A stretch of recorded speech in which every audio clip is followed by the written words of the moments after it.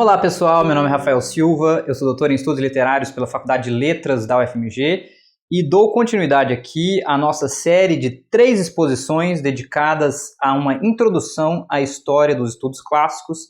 Esta é a última exposição da nossa série, portanto, quem ainda não viu a primeira delas, introdutória, eu vou colocar o link aqui em cima para que vocês comecem por ela. Na sequência, há uma segunda exposição que se volta para a ideia de uma história dos estudos clássicos na antiguidade, constituída em larga medida em torno da figura de Homero. A gente vai questionar os pressupostos dessa ideia. Então, quem não tiver assistido a segunda, vá lá, a segunda, o link está aqui em cima. E na exposição de hoje, a gente vai refletir sobre a necessidade da história dos estudos clássicos, quando é que ela surge, quando é que ela é suprida, e quais são os seus impactos para nós até os dias de hoje. Vejam que, para isso, eu proponho partir aqui do que foi a exposição sobre a história desse campo, tal como escrita por Wilamowitz-Moellendorff. Na nossa primeira exposição, eu refleti e apontei muitas outras histórias, como as de Sandys, as de Rudolf Pfeiffer e Gaetano Righi, por exemplo, mas nessa de hoje eu vou me apoiar no que a gente consegue extrair das propostas de Wilamowitz-Moellendorff, a partir daquela tripartição fundamental que é compartilhada pela maior parte desse material historiográfico, que vê na antiguidade a origem dos estudos clássicos, nos períodos da Idade Média e do Renascimento, momentos importantes de transmissão desse conteúdo, e na modernidade, sobretudo tal como constituída no final do século XVIII, na Prússia, e início do século XIX, o ápice desse processo de retomada da antiguidade em bases científicas modernas. Vocês vão ver como isso aparece no discurso do Wilamowitz, e eu vou tentar apontar a partir daí o porquê de essa necessidade de escrita da história do campo ter aparecido então e quais os seus impactos para nós. Vejam que o momento de surgimento da necessidade de se escrever uma história dos estudos clássicos, ou se preferirmos, de filologia clássica, à luz do esquematismo adotado em tal historiografia, oferece-nos a oportunidade para aventar algumas hipóteses a fim de tentar responder à pergunta: por que tal necessidade surge apenas na passagem do século XVIII para o XIX? Afinal, se essa história remonta à antiguidade, passando pela Idade Média e pelo Renascimento, por que tentativas de escrita dessa história não foram propostas dessa forma antes? Sobre o esquematismo adotado nessas várias histórias, considero exemplar o caso de Wilamowitz-Moellendorff, um estudioso importante da Prússia, depois da Alemanha, que viveu entre os anos de 1848 e 1931, um dos maiores helenistas do campo, e que, em 1921, publica um texto dedicado ao que ele chama de História da Filologia. Vamos passar por alguns desses momentos. Vejam aí uma imagem do jovem Wilamowitz, ele que é mais conhecido atualmente pela polêmica em torno ao nascimento da tragédia, o livro publicado por Friedrich Nietzsche em 1872, e ao lado nós temos uma foto já do velho Wilamowitz, bem estabelecido, autoridade incontornável em seu campo de estudos no início do século XX.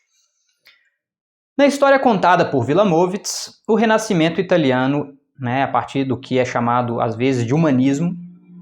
de base renascentista, é reconhecido como um momento absolutamente fundamental na retomada de interesse pela antiguidade clássica, ainda que sem grandes aportes epistemológicos. Vejam a sua formulação quando ele diz: não se deve esquecer o pano de fundo histórico desse grande movimento a que chamamos de Renascimento. Todos sabemos o que adveio dele. Como gradualmente, por toda a Europa, ele transformou o pensamento e sentimento, bem como as premissas, convenções e objetivos que governam o todo da vida. Não há necessidade de tratar dessas coisas aqui. O que importa para nós é o ponto negativo de que nenhuma preocupação com história ou ciência desempenhou qualquer papel na busca pela literatura antiga ou em sua disseminação. Os humanistas permaneceriam homens de letras, divulgadores, professores, mas de forma alguma estudiosos. Eu confesso que quando li essa passagem pela primeira vez, fiquei bastante intrigado, porque o mais comum é uma representação estritamente positiva do Renascimento italiano como um momento de valorização da antiguidade e de desenvolvimento dos estudos que levariam à concretização da filologia científica. Mas o que Wilamowitz parece sugerir é que esse movimento de revalorização da antiguidade tinha propósitos práticos bastante específicos no contexto em que se deu.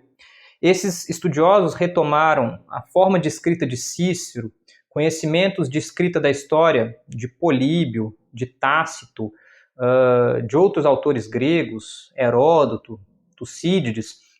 com vistas a suprir necessidades do presente, necessidades de secretariado, de reflexão sobre a realidade urbana, de política, de, inclusive, reflexões práticas, filosóficas, que respondiam a certas demandas do seu contexto histórico ali na Itália efervescente do período do Renascimento, que tinha contatos comerciais em torno da base do Mediterrâneo, que viu o desenvolvimento das primeiras manufaturas em bases mais amplas, então a acumulação de meios de produção em poucas mãos, e nesse sentido, o estudo do passado não se deu com um interesse científico no cultivo e na compreensão desse passado em si mesmos, mas reivindicados para o presente, inclusive em termos de modelos de comportamento.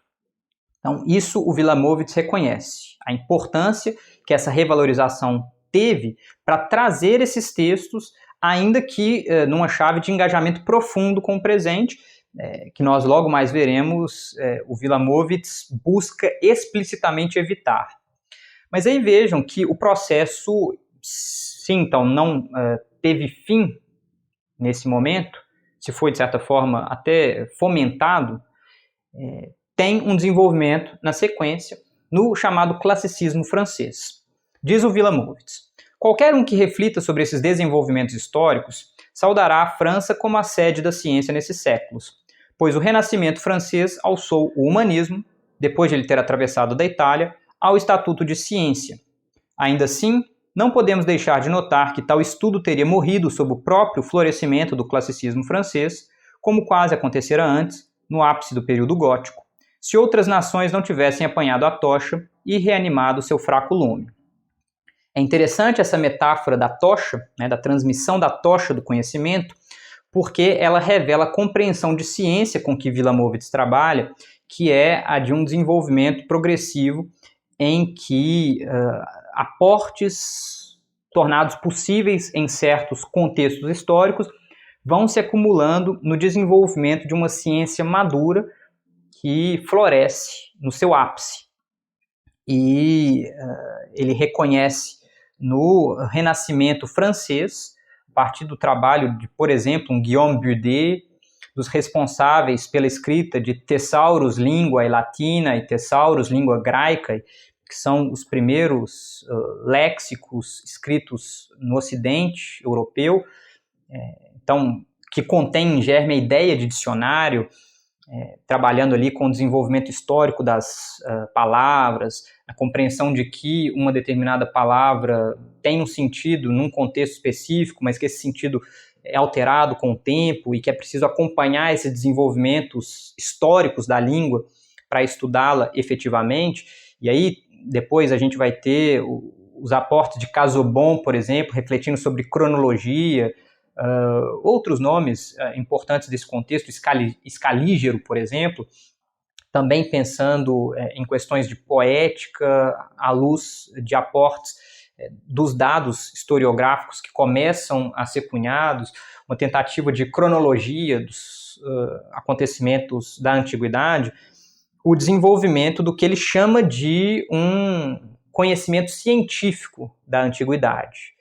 E ele reconhece, portanto, nesses séculos XVI e XVII da França,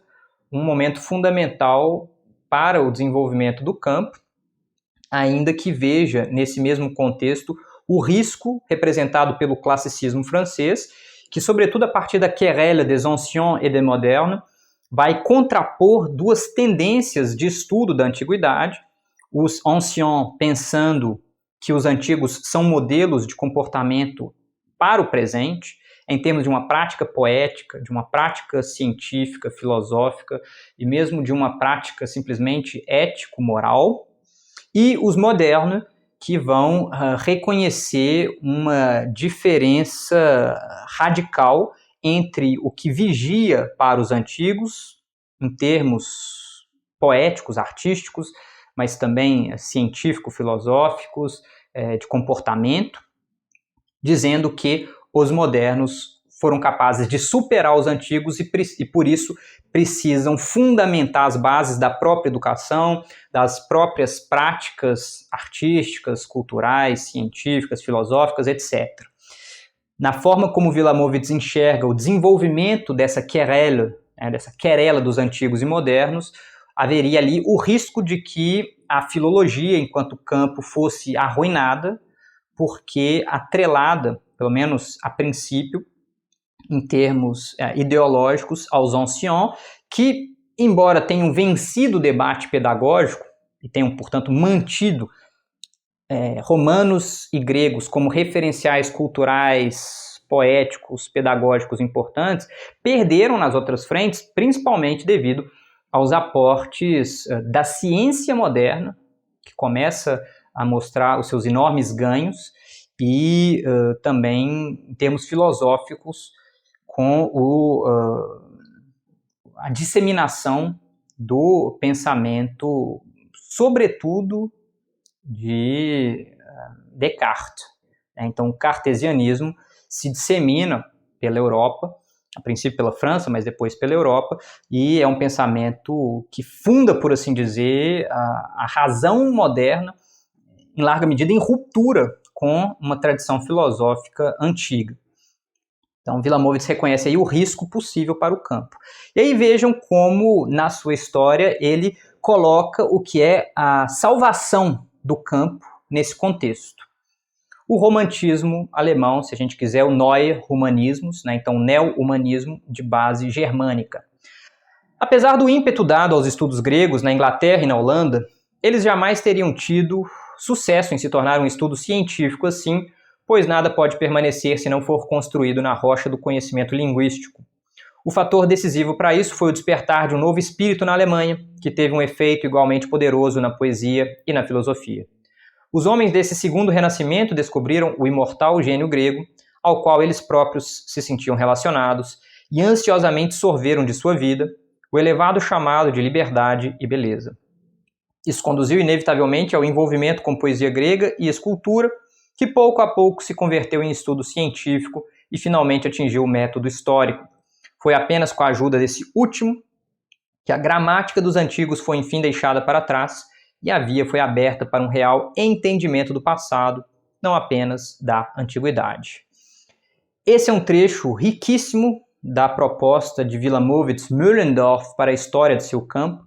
porque ele aponta a importância que a transmissão da tocha do conhecimento para as regiões ao norte da Europa teve para o desenvolvimento desse campo. Ele menciona Inglaterra, Países Baixos, Inglaterra, em larga medida, com a figura de Richard Bentley, por exemplo. Países Baixos, a gente tem vários nomes, tá? Mas Huncken, por exemplo, estudiosos da língua latina, sobretudo, mas ele diz que foi o neo-renascimento, o neo-humanismo de base germânica que despertou a Europa para a compreensão de uma realidade mais profunda do estudo da antiguidade, o interesse, portanto, da compreensão do passado europeu, e ele destaca explicitamente, nas suas alusões, Winckelmann, que inaugura, por assim dizer, o estudo histórico da arte grega, valorizando esculturas, tentando compreender o desenvolvimento histórico de diferentes momentos dentro da prática escultórica entre os gregos, da arquitetura entre os gregos, propondo uma ideia de periodização no desenvolvimento da arte grega, e aí a desvalorização romana vem em larga medida como se fosse meramente transmissora desse legado grego original. O Winckelmann era em larga medida um filo-heleno. Há ali uma alusão a Gottlob Heine, né? A Heine, que em diálogo com Winckelmann propõe vários desses desdobramentos de periodização histórica para a leitura do repertório grego, e um dos alunos de Heine, que é justamente Friedrich August Wolff, que vai sintetizar esses esforços na linha daquilo que eu já propus anteriormente e que nós vamos ver com mais detalhes hoje. São todas essas alusões muito diretas por parte de Wilamowitz, sugerindo que o estudo científico da antiguidade e de forma mais geral do passado só foi possível nesse contexto em que outras influências entram. Evidentemente, Herder, né, como uma referência importante para refletir sobre as particularidades de cada contexto histórico, evitando as tendências classicistas ou classicizantes de universalizar o passado grego ou o passado romano como algo universalmente válido, para além das contingências históricas. Obviamente, depois Vico vai entrar como uma referência importante, embora tenha escrito antes. O trabalho dos irmãos Schlegel, principalmente Friedrich Schlegel, que vai pensar em uma periodização da literatura grega, todos eles estão em diálogo nesse contexto e são fundamentais para o desenvolvimento de uma consciência histórica acerca da diferença entre passado antigo e modernidade, propondo um estudo desse passado em si mesmo, a partir de uma compreensão das suas especificidades contextuais, numa chave daquilo que vai ser depois chamado de historicismo. Então, o historicismo vige a partir de fins do século XVIII, mas faz com que o século XIX seja, em larga medida, um século historicista, que toma consciência da sua participação dentro de um processo histórico mais amplo e toma consciência, sobretudo, da sua diferença com relação ao que tinha vindo antes. E aí o que eu destaco dessa proposta do Wilamowitz-Moellendorff, mas que em certa medida aparece em todas as outras propostas de escrita da história do campo dos estudos clássicos, é certo etnocentrismo humanista pressuposto por quem se debruçou sobre essa tarefa. Por trás dessa história monumental de Wilamowitz, e eu a chamo de monumental no sentido nietzschiano do termo, ele está tentando construir aí uma versão triunfal do desenvolvimento do campo dos estudos clássicos, em larga medida atrelada a uma história triunfal do desenvolvimento da Prússia, depois Império Alemão, e por trás também da proposta enciclopédico-antiquária de Sir Sandys e do arranjo teleológico delineado por Rudolf Pfeiffer, encontramos o destaque aos mesmos momentos fundamentais, organizados sob a coordenação de princípios comuns, considerados basilares para os estudos clássicos, e que misturam humanismo etnocêntrico a preocupações nacionalistas sob fundamentos cientificistas, linguístico-historicistas. Essa é uma formulação bastante carregada de termos conceitualmente complexos, mas o que eu quero dizer é basicamente que o Sir Sandys, com uma proposta bastante vasta de história dos estudos clássicos, que é enciclopédica antiquária no sentido de que ela traz muitos dados, muitos fatos, e basicamente funciona como uma enciclopédia de consulta para quem queira entrar em algum desses momentos. Mas também o Wilamowitz, na chave mais sintética que a gente acaba de ver, e o Rudolf Pfeiffer, que conta ali uma versão teleológica do desenvolvimento do campo, no sentido de tentar explicitar um vir a ser dessa prática desde a antiguidade na modernidade,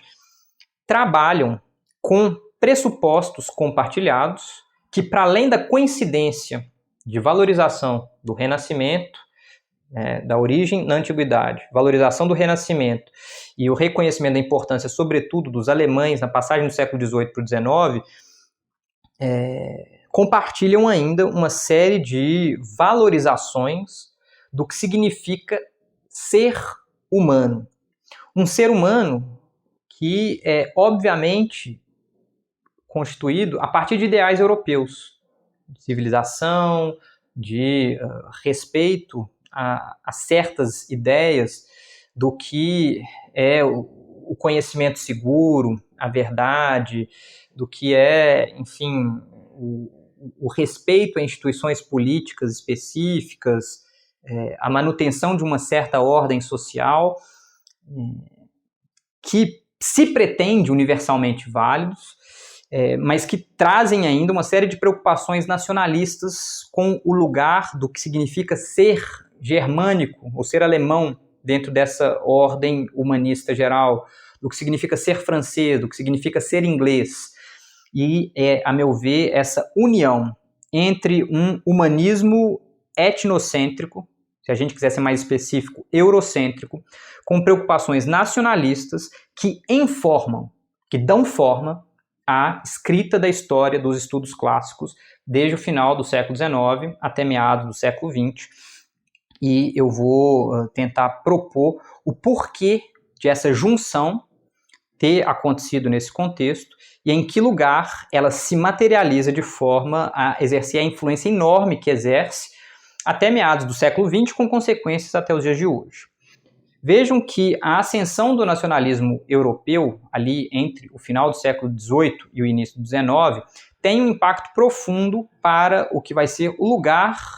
concedido aos estudos clássicos dentro dos mais diversos arranjos educacionais concebidos nessa época.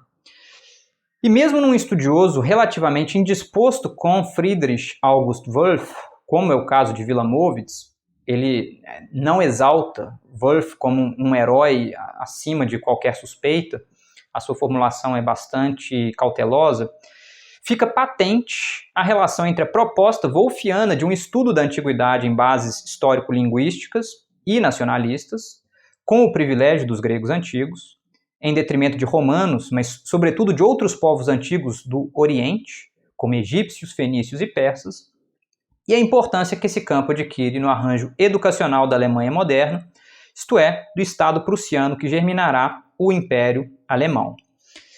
Vejam que esse é o contexto básico em que a Europa se vê, por um lado, eriçada pelas possibilidades surgidas com a Revolução Francesa de 1789, se vê ao mesmo tempo aterrorizada com o período do terror, ali em 1793, 1794, e logo depois se vê dilacerada pelas campanhas napoleônicas que dividem opiniões. Porque se por um lado havia revolucionários que viam em Napoleão a disseminação de ideais democráticos, de fim dos privilégios do antigo regime, muitos viam essa guerra como guerras de dominação mesmo, de expansão imperialista de uma França que já se conclamava imperial, e isso evidentemente aguça o sentimento nacionalista, não apenas numa nação já formada, como era o caso da Inglaterra, mas entre os germânicos, entre as nações ibéricas, entre as diferentes organizações estatais na Península Itálica, e esse é um momento de fomento, portanto, do sentimento nacionalista em diferentes partes da Europa, em resposta às campanhas napoleônicas. E no caso da Prússia, especificamente, aí como uma metonímia dos demais estados germânicos, isso não foi diferente, e esse é o contexto básico em que o Wolff escreve e publica a sua Darstellung der Altertumswissenschaft, a sua apresentação da ciência da antiguidade, em 1807, com um programa sobre o uso do estudo da antiguidade em bases nacionais para fundamentar a criação de um sentimento nacional germânico. E esse é um modelo que depois vai ser exportado para diferentes potências europeias, incluindo a própria França, incluindo a Inglaterra, depois os Estados Unidos, e que vai ser disseminado em várias partes do mundo como o grande modelo filológico de estudo da antiguidade. Obviamente, uma coisa é a sistematização do campo em termos disciplinares, outra é a reivindicação de um uso político dessa disciplina e mesmo dessa profissão.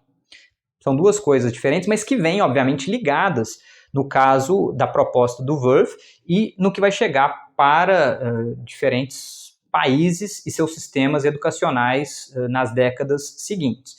É por isso que eu proponho aqui de nós nos voltarmos para as propostas da apresentação da ciência da antiguidade, a fim de compreendermos por que, nesse contexto, com essa obra, uma série de tendências do nosso campo se apresentam solidamente pela primeira vez e exercem uma enorme influência sobre aquilo que vai acontecer nas décadas seguintes, com consequências até os dias de hoje.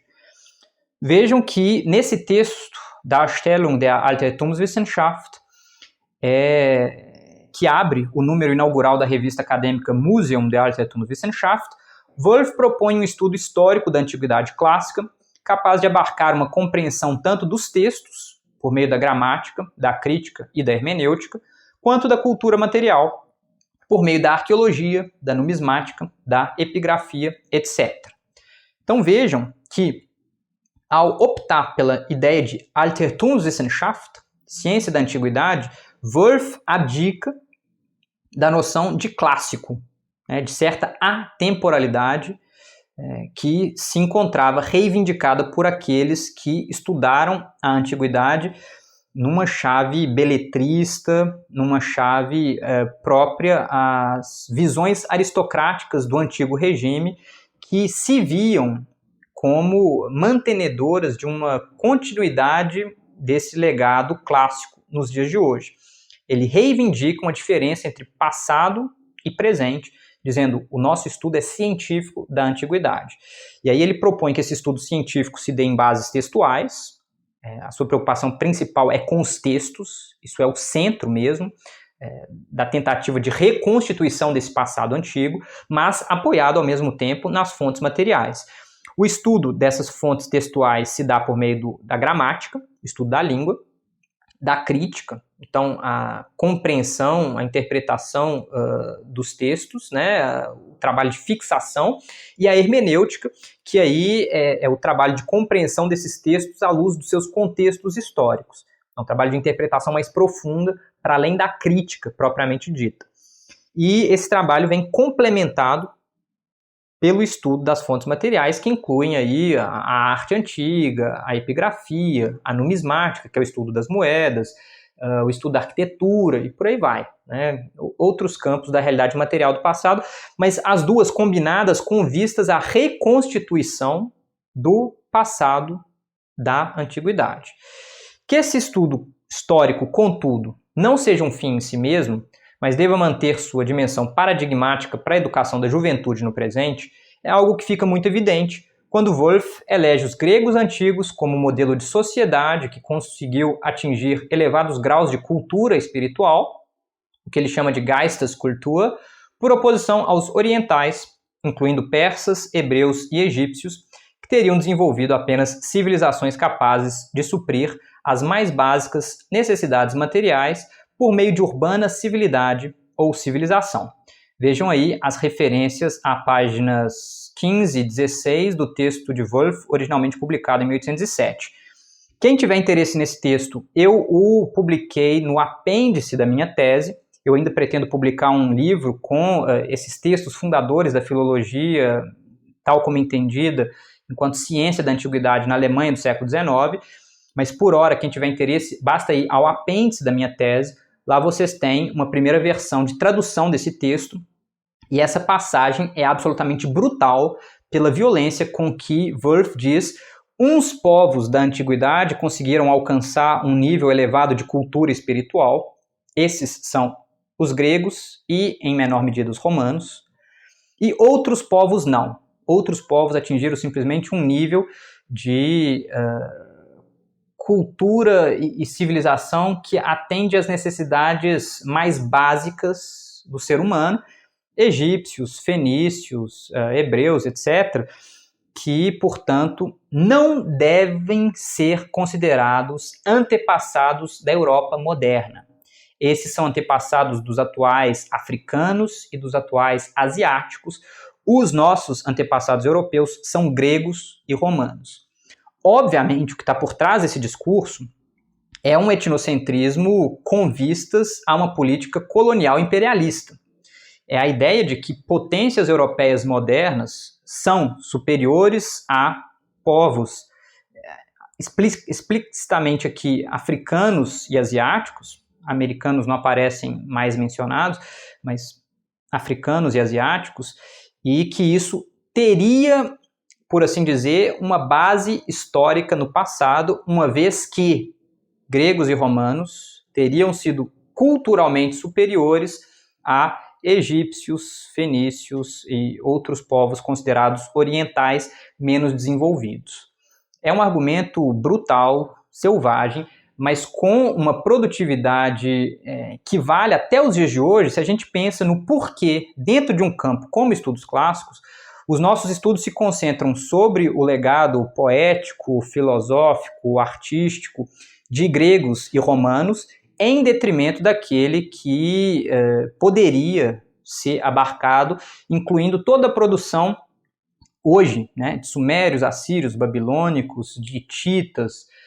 fenícios, minoicos, egípcios, líbios, celtas, etc. Por que o campo se concentra em uns em detrimento de outros? Isso, a meu ver, é em larga medida um legado dessa concepção eurocêntrica de prática dos estudos clássicos na linha do que é proposto pelo Wolff. E é muito curioso ver a influência disso, porque antes do Wolff, essa separação não era tão nítida. Os estudiosos que se voltavam para a prática da erudição na antiguidade levavam em conta caldeus, judeus, gregos, romanos, fenícios, egípcios, numa espécie de caldo cultural antigo, talvez muito mais produtivo em termos do que eram esses contatos culturais, do que essa divisão estanque entre estudos clássicos e orientalística, campo ao qual são, então, enviados todos aqueles que não pertencem a gregos e romanos. E aí vejam que a concepção de Wolff ela é muito produtiva em termos pedagógicos nesse contexto específico, porque segundo o seu arranjo, em que a posição dos próprios romanos só mantém certa centralidade porque eles são importantes no processo de transmissão do espírito dos gregos antigos, é preciso que se alie o rigor da pesquisa histórica e o senso prático de uma educação da juventude a partir de modelos de comportamento. Ou seja, ele alia pesquisa e ensino, Wissenschaft e Bildung. Isso é importante por quê? Porque na prática, em larga medida, do estudo da antiguidade clássica até o final do século XVIII, essa dimensão humanista prevalecia. E ela preconizava a ideia de se voltar para a antiguidade com o objetivo de encontrar modelos de comportamento, modelos poéticos, artísticos, filosóficos para o presente. Com o desenvolvimento do historicismo, a partir de Winckelmann, Herder, Vico, Schlegel e outros, no final do século XVIII, e com seus desenvolvimentos do século XIX afora, uma cisão cada vez maior entre passado e presente passa a vigorar da perspectiva daqueles que se debruçam sobre estudos do passado. E isso faz com que essas pessoas compreendam cada vez mais a sua realidade a partir de um corte com aquilo que era o passado. E o passado passa a ser estudado como um fim em si. É o chamado historicismo. Só que essas duas tendências, elas valem dentro do arranjo educacional proposto pelo Wolff, na medida em que a educação, a Bildung, reivindicava esse lado humanista do campo, da filologia e dos estudos clássicos. Mas, ao mesmo tempo, a Wissenschaft, a ciência, reivindicava o estudo do passado como um fim em si mesmo. E isso era unido na proposta do Wolff, uma vez que essa pesquisa avançada se dava no âmbito da universidade, no âmbito do chamado Seminarium Philologicum, que eram turmas avançadas em que professores, junto com alunos, pesquisavam temas profundos, específicos da antiguidade, e uma vez alcançados determinados objetivos práticos no âmbito desses estudos avançados, isso era incorporado ao material a ser ensinado para as próximas gerações, no âmbito da Bildung, no âmbito da formação dessas novas gerações. E no arranjo proposto pelo Wolff, os responsáveis pelo estudo da antiguidade cumpririam um papel pedagógico fundamental no presente, educando essa juventude alemã para qualquer papel que ela eventualmente fosse desempenhar no futuro, em termos profissionais, a partir de um desenvolvimento de formação universitária específico. E vejam que, nesse sentido, que a antiguidade vai vai ocupar um papel central dentro do sistema pedagógico desenvolvido depois na Alemanha. E isso está, de certa forma, pré-configurado nessa proposta do Wolff, quando ele diz aí o seguinte, vejam, caso seja necessário oferecer uma descrição mais precisa do todo de nossa ciência, diremos que é a súmula dos conhecimentos e informações sobre as condutas, os destinos, o estado político, erudito e doméstico dos gregos e romanos, bem como sobre a forma como se dão a conhecer em sua cultura, suas línguas, artes e ciências, costumes, religiões, caracteres nacionais e formas de pensamento, de modo a ser possível compreender basicamente suas obras que chegaram até nós, em seu teor e espírito, gozar da presença da vida antiga, e experimentar uma comparação entre ela e a vida atual. Vejam como Wolff tem uma consciência aguda sobre o que ele está propondo, em termos de manutenção de um humanismo tradicional, clássico ou classicizante, e de um historicismo enquanto uma prática científica de desenvolvimento do estudo da antiguidade como um fim em si mesmo. E ele faz isso de forma a manter a pertinência desse estudo, não apenas numa chave humanista, mas também mostrando de que forma esse historicismo, essa compreensão do passado, da antiguidade em si mesma, pode trazer aportes para uma reflexão sobre nós no presente. Esse estudo visa a compreender as obras e os autores da antiguidade em si mesmos, a fim de gozar a presença da antiguidade no presente, e ainda de modo a propor uma comparação em que as diferenças e semelhanças nos permitam avançar naquilo que tivermos de avançar. E aí, é como se Wolff, de fato, contornasse a possível crítica de que o historicismo apenas estaria fadado a certa esterilidade, a certa falta de pertinência para a reflexão no presente. E para a gente compreender, então, o porquê de Wolff propor esse arranjo em que gregos e romanos são privilegiados em detrimento dos demais, em que a valorização desses povos específicos se dá a partir de um estudo de seus textos, de suas línguas, mas também de suas realidades materiais do passado, com o objetivo não apenas de cultivá-los como um campo de estudo voltado para o passado, mas com uma série de implicações para o presente, é preciso levar em conta o contexto histórico em que as suas propostas foram apresentadas e defendidas. Como eu disse, o plano disciplinar de Wolff é publicado em 1807, na esteira da derrota prussiana para os exércitos de Napoleão na Batalha de Iena. Afastado de sua cátedra na Universidade de Halle, devido à ocupação francesa, o estudioso resolve sintetizar suas reflexões de décadas sobre a história e a prática dos estudos da antiguidade, escrevendo em poucas semanas sua Darstellung. A publicação não apenas sai em alemão, mas inclui um longo trecho onde o estudioso justifica a importância de se recorrer a uma língua vernácula para a disseminação da mensagem dos estudos clássicos, para além dos círculos aristocráticos aos quais até então tinham se restringindo, reforçando o trabalho com a língua pátria. Essa é uma questão fundamental que nem sempre é devidamente reconhecida. Até o final do século XVIII, a prática dos estudos clássicos, em termos de escrita desses estudos, se dava de forma bastante exclusiva em latim. Ou seja, os trabalhos de eruditos, filólogos, eram escritos em latim. O próprio Wolff, nos Prolegomena ad Homerum, publicados em 1795, o fez, recorrendo à língua latina. Mas a partir desse contexto de efervescência, de nacionalismos, de busca, de afirmação de uma identidade nacional por oposição à dos Estados-nações vizinhos, era fundamental reivindicar uma língua pátria, e Wolff faz isso e aborda esse tema explicitamente na sua apresentação da ciência da antiguidade, introduzindo, talvez pela primeira vez, uma preocupação de ordem nacionalista no estudo da antiguidade clássica. E aí vejam que há aí, no seu texto, um projeto educacional para um Estado-nação ainda por vir.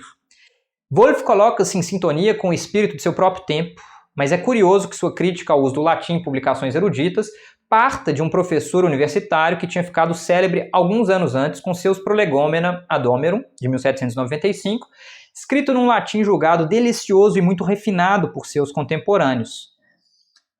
E é importante levarmos em conta ainda que essa reivindicação de se mobilizarem os estudos clássicos na língua vernácula dos povos germânicos, em trechos onde certa francofobia emerge indisfarçadamente,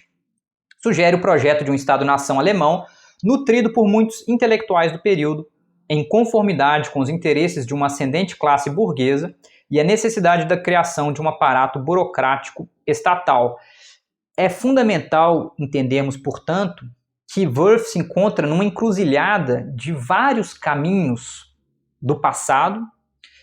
mas que se abrem para vários caminhos do futuro. A prática do estudo da antiguidade clássica aristocrática precisa abrir mão das suas prerrogativas para que ela se torne aberta a uma nova classe burguesa, com vistas a um novo arranjo político-social que é o Estado-nação moderno, ainda de base monárquica, mas cada vez mais apontando para uma democratização dos postos governamentais, ainda que o Wolff seja explicitamente contra ideais democráticos. Ele mantém a ideia de certos privilégios de classe, sobretudo em termos econômicos, não mais em termos, digamos, aristocráticos. E ele faz isso pensando, portanto, na necessidade de formação de um sistema educacional que crie o aparato burocrático necessário para o comando, para o governo de uma potência que se quer não apenas um Estado-nação, mas um Estado-nação com possessões coloniais dentro de, portanto, um império. Isso está apontado naquele tipo de consideração etnocêntrica que eu sugeri anteriormente. Vejam que isso aparece de forma bastante explícita, a ideia de que o estudo do passado, da antiguidade, em termos do que foi feito por gregos e romanos, deva ter uma função paradigmática para o presente alemão, no que ele já coloca na dedicatória desse seu texto a Goethe. Quando ele publica a sua apresentação da ciência da antiguidade, em 1807, esse texto vem precedido por uma dedicatória a Goethe. Esse texto também está traduzido lá no apêndice da minha tese, então quem se der o trabalho de ir lá vai poder ler essa dedicatória bastante efusiva, na íntegra, traduzida para o português, mas eu trago aqui um trecho onde fica clara a intenção de Wolff de flertar com essas várias possibilidades que esse contexto de extremo perigo oferecem, no que diz respeito ao desenvolvimento de um novo plano educacional, de uma proposta de compreensão dos alemães como continuadores dos gregos antigos na modernidade, como uma série de caminhos ainda abertos e a percorrer por parte desses alemães, caso eles queiram desenvolver um Estado-nação coeso, com um passado comum, cultural, espiritual elevado. Vejam o que ele diz. Ele está se dirigindo aí a Goethe. Não nos permitais descurar a ponto de que o povo, confundido, se lance nessas orgias sem preparação e devoção para se perder sob o domínio da embriaguez. Ofereçamos boas-vindas de bom grado a quem de nossos círculos busque o divertimento e o frescor após a seriedade das ciências mais duras ou a aridez daquelas simplesmente mais lucrativas. As boas-vindas também a quem se apresente como um amador zeloso de tudo que é belo. É possível que algum de nossos colegas se arrisque a acolher, a partir dos mais ricos pontos de vista, o ápice da ciência e se contente em cultivar, como zeloso trabalhador, apenas uma ou outra de suas partes, ainda que sempre vítima da ilusão de amar verdadeiramente o que ele cumpre apenas como tarefa cotidiana. Que ele enobreça, contudo, seu esforço e seu passatempo por um tratamento sensível e orientado na direção dos objetivos reconhecidos como os melhores. Possa o alemão assim se tornar e permanecer, sem desprezar o zelo do simples colecionador erudito e sem espantar o simples amador de cultura geral, o mais profundo pesquisador e intérprete da grandeza e beleza que fluem da antiguidade. E que ele utilize esses tesouros nas mudanças que afetam os destinos comuns para fecundar o espírito de sua nação, cujos melhores membros, graças ao estudo das obras de sua pátria, não são de forma alguma despreparados para receber essa consagração suprema. Vejam que quando Woelf fala ali sobre o risco das populações mais humildes se lançarem nessas orgias do pensamento, é uma alusão ao risco que se corre quando a educação e o conhecimento da antiguidade se dissemina de forma mais ampla, como aconteceu na França do século XVIII. Ele vê as consequências mais graves e profundas da Revolução Francesa como o contato de Robespierre e outros revolucionários com o pensamento igualitário na forma como desenhado por alguns estudiosos franceses do século XVIII sobre a ideia de democracia entre os atenienses, sobre a ideia de república entre os romanos. Para Woelf, é preciso controlar quem tem acesso às informações desse passado, e ele restringe de forma muito clara a certas classes sociais identificadas tacitamente ali com as dele. Então a gente vê uma certa burguesia ascendente, uma burguesia que controla em larga medida os meios de produção, mas que tem relações, obviamente, mais com uma aristocracia do que com uma plebe, com um proletariado, e ele vê nesse controle dos praticantes da ciência, dos praticantes das atividades mercantis, a necessidade do desenvolvimento de uma educação que cultive os participantes, os membros dessas classes, com o objetivo de formar participantes dentro de uma sociedade espiritualmente elevada que faça jus ao legado grego e romano, em maior medida grego, no presente. E aí a gente já tem delineado o que é um sistema educacional que vai ser depois implementado na Prússia e posteriormente no Império Alemão, e que é o cerne da universidade moderna. Os gregos antigos aparecem aí como pontos de referência em termos de Bildung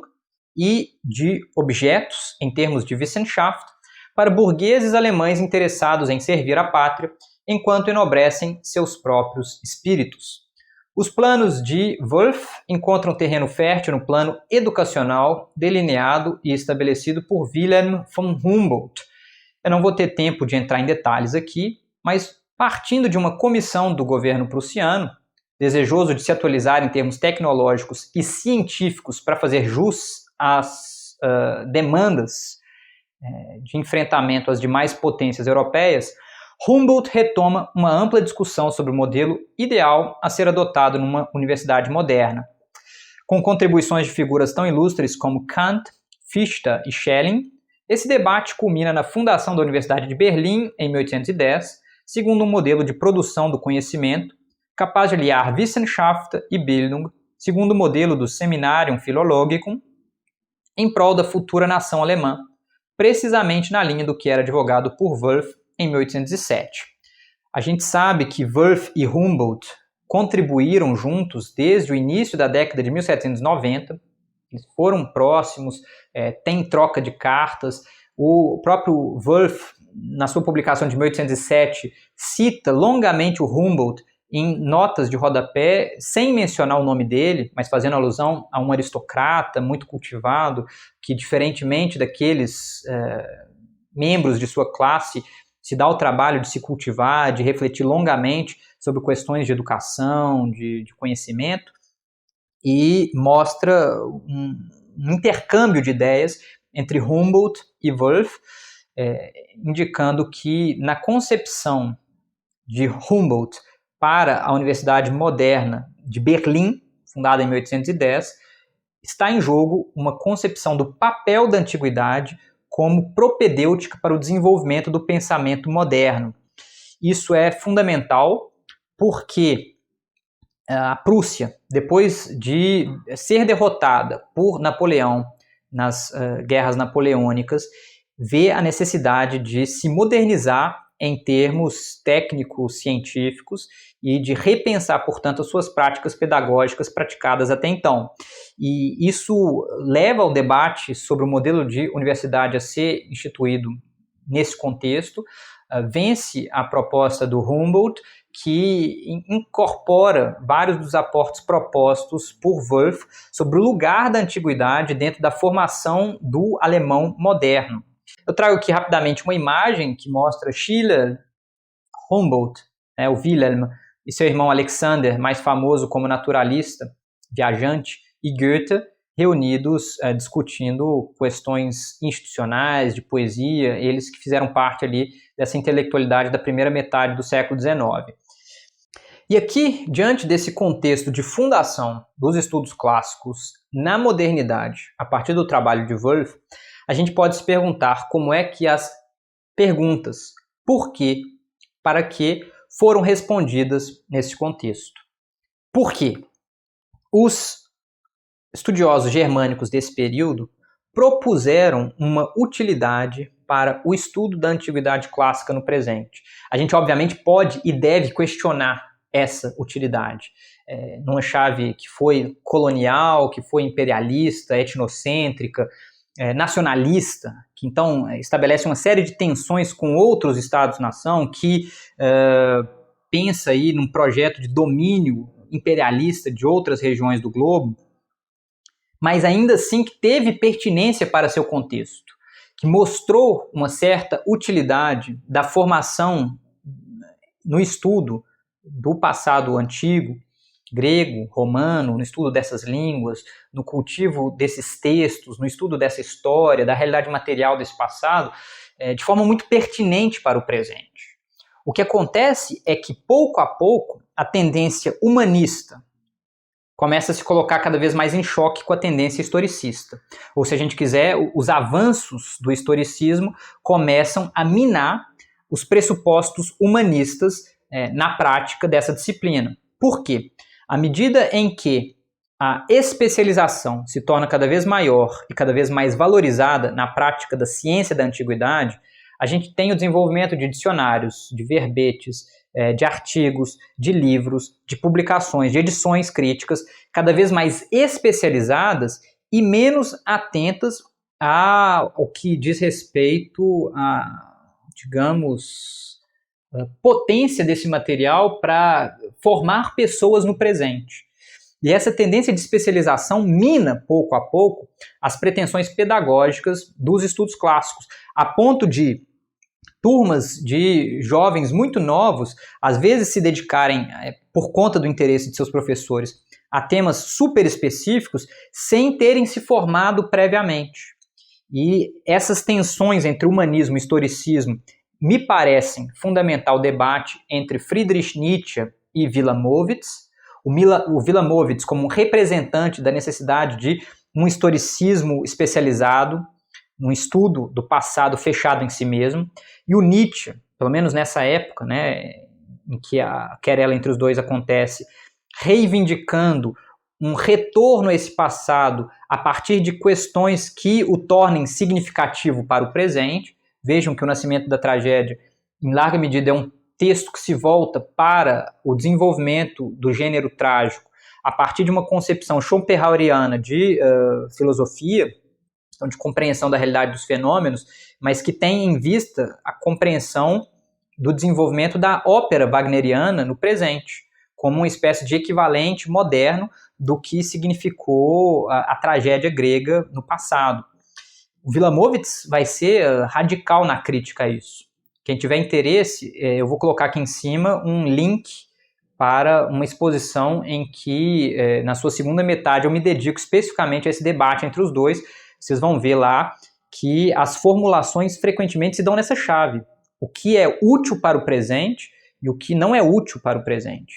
Nietzsche, basicamente, trabalhando com essa ideia de que o passado, na forma como nós lidamos com ele no presente, sempre cumpre uma certa utilidade. O Wilamowitz parece levar muito tempo da sua carreira para compreender isso que estava sendo dito pelo Nietzsche. Ele, a princípio, defende de forma muito aferrada a ideia de que o estudo do passado se basta por si mesmo, sem qualquer implicação para o presente. Mas quando ele mesmo se vê como um representante dos estudos clássicos no âmbito da educação nacional alemã, e vê que argumentos de ordem prática querem cada vez mais deixar de lado o estudo do latim, o estudo do grego, considerando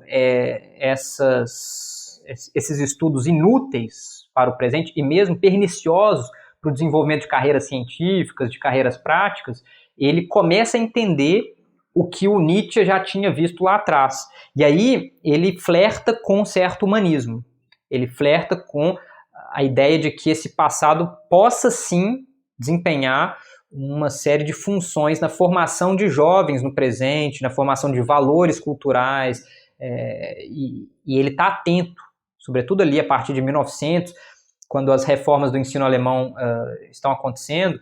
para a necessidade de justificar socialmente o seu campo com argumentos que sejam pertinentes em termos sociais, em termos de uma prática no presente. E essas são tensões que se dão a ver na obra de Nietzsche,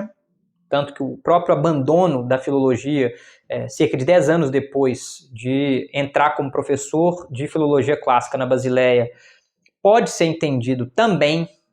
como uma compreensão de que o campo da filologia clássica já não tinha mais muito aporte em termos institucionais para o presente.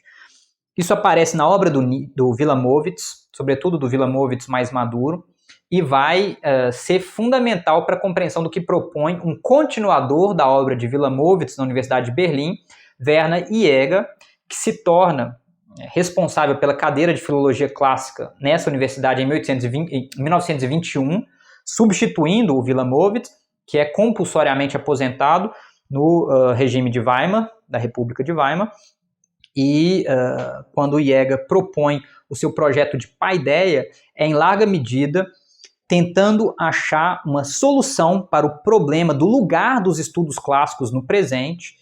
campo dividido entre tendências humanistas, consideradas ultrapassadas, e tendências historicistas, consideradas inúteis de uma perspectiva prática para o presente, e é por isso que com o seu projeto de paideia, um livro fundamental para a compreensão desse contexto, mas que costuma ser lido descontextualizado até os dias de hoje, como se fosse simplesmente um manual de estudo dos gregos antigos, da sua educação, da sua história, precisa ser compreendido assim. Tá? Eu li a Paideia há muito tempo, de forma descontextualizada. Esse é um livro que tem muitas edições publicadas mesmo em português até os dias de hoje, e que vale sim como um manual de referência para o estudo de Homero, Hesíodo, Solon, Safo, etc. Platão, sobretudo, né? A maior parte do texto é dedicado a Platão, ali segundo e terceiro volumes,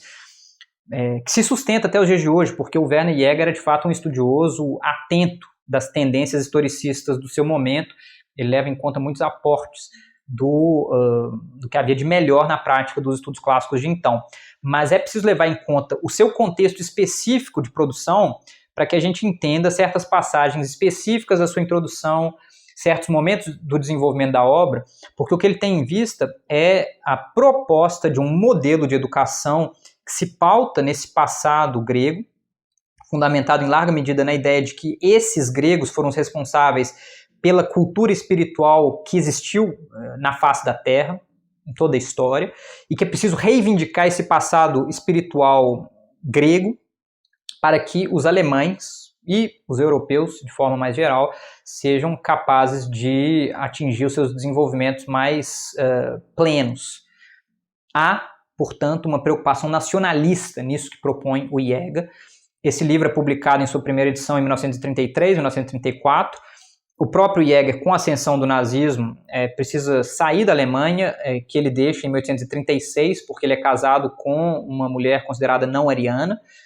Ele, a princípio, flerta com a ideia do Terceiro Reich, a meu ver, isso é sujeito a debate por parte dos estudiosos, quando ele propõe o seu terceiro humanismo. O primeiro humanismo teria sido o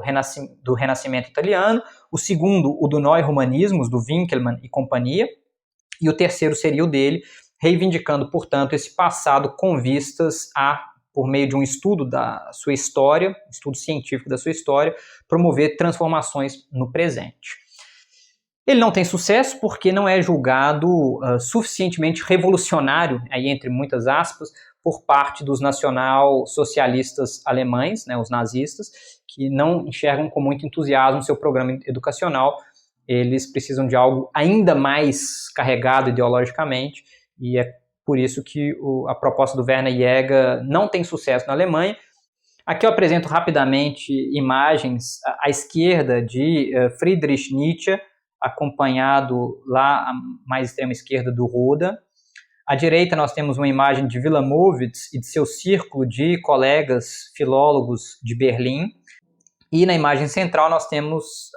uma fotografia do Werner Jäger na edição da sua Paideia para o italiano.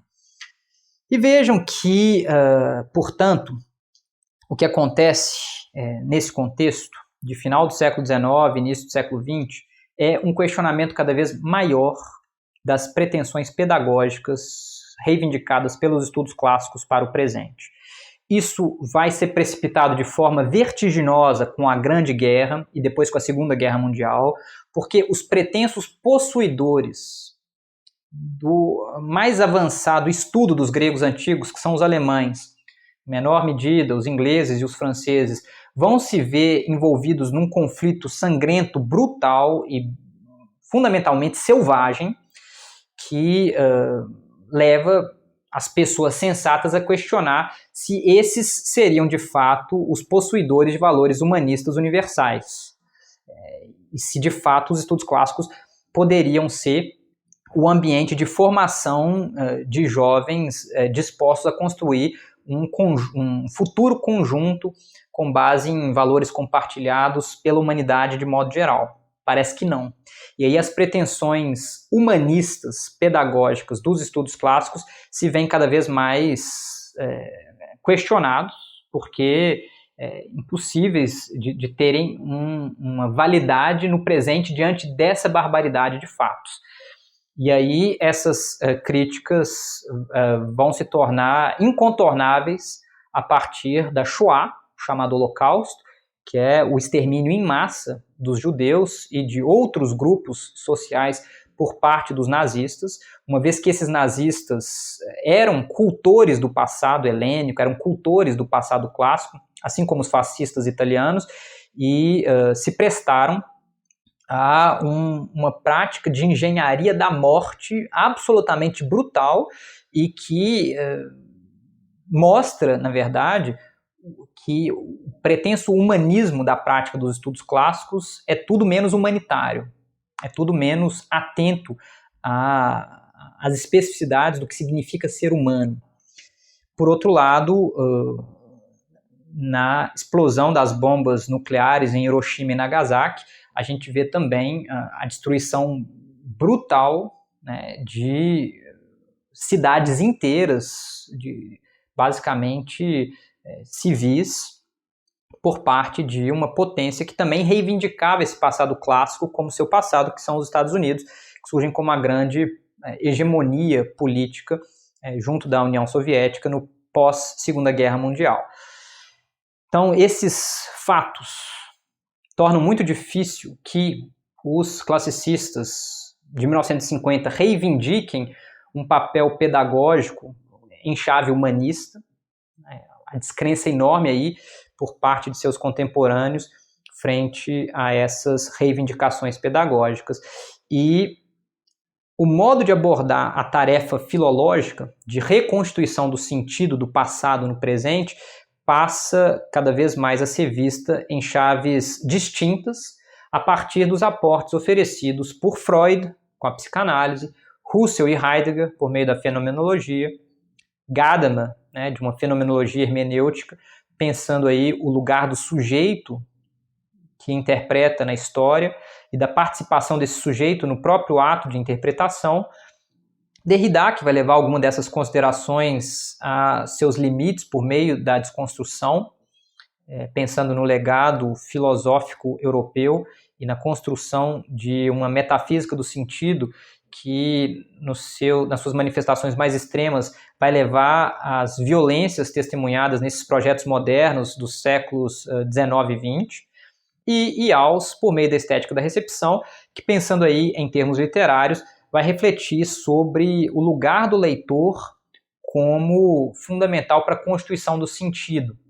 E aí o processo de recepção de uma obra ao longo da história tendo impactos sobre a constituição do sentido dessa obra, para além do que foi a intenção original do seu autor, para além do que está previsto ali na letra de seu texto, uma vez que a construção do sentido se dá no processo de leitura e não na sua produção, não na sua materialidade textual, mas sim na troca, no encontro entre os polos que são autor, seu texto e o leitor. Vejam que, a partir do início do século XX, esses são paradigmas de compreensão da construção do sentido para além dos pressupostos positivistas com que a filologia clássica trabalhou durante o século XIX, positivistas e historicistas. Obviamente, todos esses referenciais têm especificidades diferentes, mas eles respondem, por assim dizer, às limitações do projeto filológico de reconstituição do sentido numa base positivista, historicista, frequentemente baseada na intenção de um autor, a reconstituição da intenção autoral. E é por isso que eles emergem nesse contexto de crítica da filologia clássica tradicional, das suas consequências para o presente a partir das duas grandes guerras mundiais. E isso tudo precisa ser visto ainda à luz de transformações sociais entre praticantes da área, porque a partir de meados do século XX, sobretudo a partir dos anos 60, demandas renovadas por direitos civis vêm de grupos historicamente excluídos da sociedade e permitem que novos sujeitos participem de instâncias de poder, inclusive na produção do conhecimento. E lá nos Estados Unidos, esse contexto conhece o advento dos Women's Studies, dos Black Studies e dos Gay Studies, por exemplo, além de novas teorias para refletir criticamente sobre a realidade. Vindo daí discussões de gênero, raça e sexualidade, que entram também no campo dos estudos clássicos, trazendo aportes importantes para a reflexão sobre a antiguidade e aspectos até então não levados em conta por seus praticantes, que eram em larga medida membros de uma classe específica, de um gênero específico, identificados com uma sexualidade específica. E é essa transformação social entre os praticantes do campo que permite uma renovação em termos de metodologia e de objeto no que tem sido feito nos últimos anos. E é com isso que eu gostaria de concluir essa apresentação final, retomando aquilo que foi proposto lá no início. Como responder às perguntas por quê, para que os estudos clássicos são praticados até os dias de hoje. A meu ver, diferentes momentos da história desse campo responderam a essas perguntas de diferentes modos. Cabe a nós, a partir das especificidades de nosso contexto histórico, responder pertinentemente também a elas, para que justifiquemos o nosso papel enquanto estudiosos e educadores no presente. Por que o nosso campo existe nos dias de hoje? Para que ele existe? E isso precisa ser feito levando em conta esses desenvolvimentos mais recentes, aos quais eu aludi de forma muito rápida aqui agora, no final, transformações epistemológicas, transformações sociais, para que o nosso campo seja reconhecido enquanto um campo pertinente para a compreensão não apenas do que nós reivindicamos como nosso passado, mas também como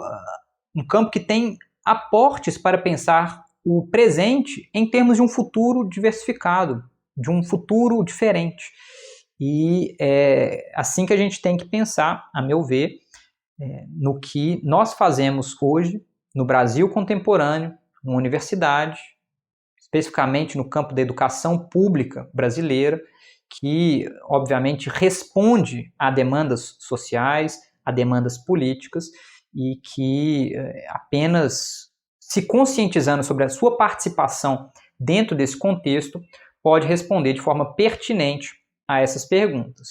O que eu reivindico cada vez mais é que para tomarmos consciência de quem nós somos, do lugar que nós ocupamos, é preciso conhecermos não apenas a história dos estudos clássicos, tal como delineada aqui, a partir de manuais escritos na Europa, apoiados em referenciais europeus, mas também no que é uma prática da história dos estudos clássicos brasileiros, compreendendo o que nós, enquanto brasileiros, fizemos dentro dos estudos clássicos durante a nossa história. E aí, isso aponta para a necessidade que nós também escrevamos a nossa versão da história dos estudos clássicos. Ou seja, uma história brasileira dos estudos clássicos, complementada por uma história dos estudos clássicos brasileiros. Eu sei que pode parecer algo rocambolesco, essa formulação retórica, mas a tomada de consciência de quem nós somos, do que nós fazemos, de forma pertinente e crítica no presente, passa pela tomada de consciência de quem nós fomos, daquilo que nós fizemos e do que nós, portanto, ainda podemos ser e fazer no futuro. Então, com isso, eu concluo essa apresentação. Quem tiver interesse em saber mais, eu tenho publicado trabalhos, artigos em revistas acadêmicas. Em partes da minha tese, eu também abordo esses temas finais. Basta ler lá o epílogo, a conclusão da minha tese. E eu termino apresentando rapidamente a bibliografia dessas 3 exposições propostas aqui de introdução à história dos estudos clássicos. Vejam alguns referenciais importantes: o Eric Adler, Martin Bernal, o próprio Werner Jäger, esse trabalho do Bruno Hübscher sobre o contexto do Jäger, o livro da Pascale Hummel, que será entrevistada por nós brevemente, junto com o professor Jacinto, no canal da SBEC, no YouTube, o livro do Hugo Koning sobre Hesíodo, os livros do Gregory Nagy, o Nietzsche, que aparece aí com essas notas importantes sobre os filólogos no final do século XIX, e aí algumas histórias dos estudos clássicos do Pfeiffer, do Sandys, do Wilamowitz Mühlendorf, além do trabalho do James Turner sobre a história da filologia, as origens esquecidas das humanidades modernas. Com isso eu concluo minha apresentação, agradeço muito pela atenção de vocês, um forte abraço e até a próxima. Tchau, tchau.